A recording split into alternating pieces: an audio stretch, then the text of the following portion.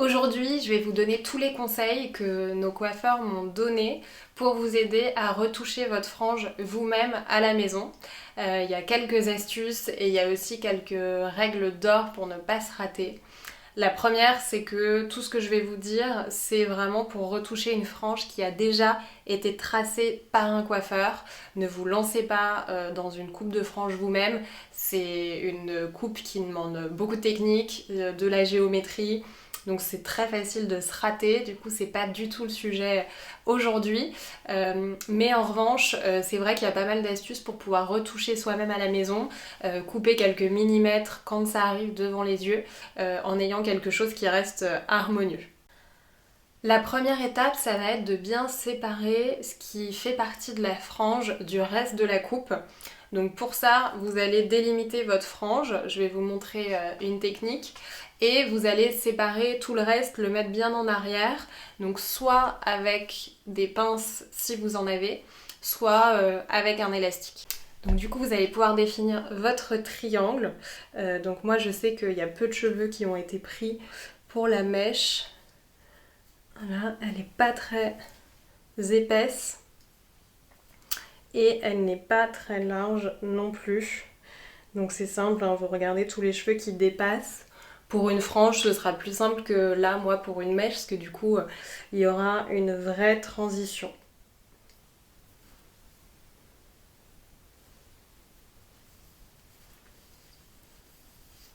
Voilà, donc là, a priori, j'ai ma frange. Et donc je vais venir mettre en arrière tout le reste avec des pinces, mais vous pouvez le faire avec un élastique.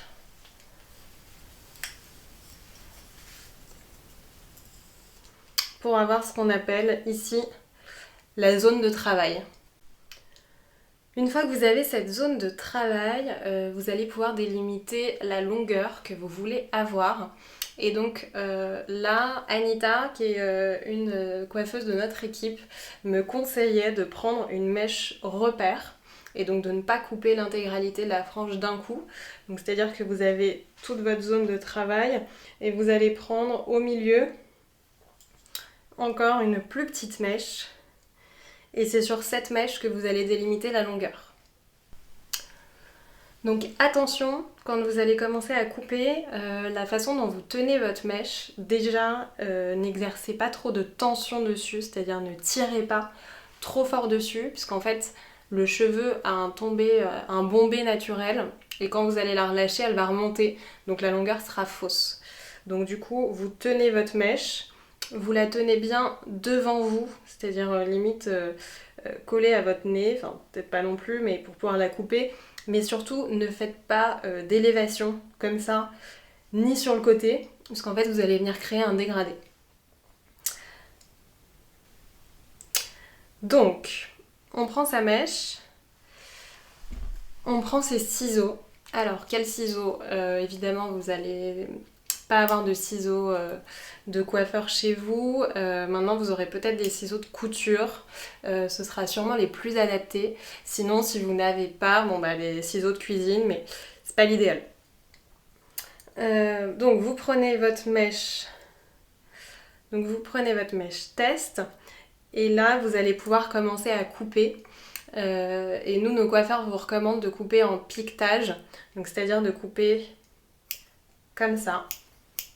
Donnez les coups de ciseaux à la verticale en tenant bien votre mèche à la verticale et non pas comme ça ni comme ça. Le fait de les piqueter, ça va permettre d'avoir un tracé qui sera moins net que si vous coupez vraiment à l'horizontale, et donc ce sera plus flou et on verra moins les ratés s'il y en a.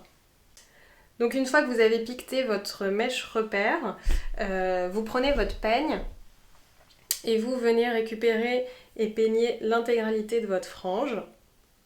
Et donc normalement, si vous avez coupé, ce qui n'était pas le cas pour moi, vous allez vous retrouver avec un trou au milieu, au niveau de la mèche repère.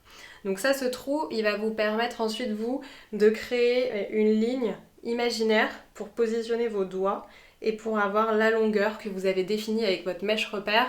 Alors évidemment, votre mèche repère, mettez-la devant vos yeux et vérifiez que c'est la bonne longueur avant de vous lancer sur les autres. Mais du coup, une fois que celle-ci est bien définie, voilà, vous peignez bien. De la même façon, vous n'exercez pas trop de tension, mais vous tenez vos cheveux vers le bas et donc ni comme ça, ni comme ça. Et vous continuez à couper l'intégralité en piquetage. Voilà, et normalement, à la fin, vous vous retrouvez avec une frange qui n'arrive plus dans les yeux. Ce qu'on vous conseille évidemment, c'est de couper millimètre par millimètre. Coupez pas 2 cm par 2 cm, parce que si vous loupez, on ne peut pas la récupérer derrière. Il va falloir attendre que ça repousse. Et petite astuce pour les cheveux bouclés.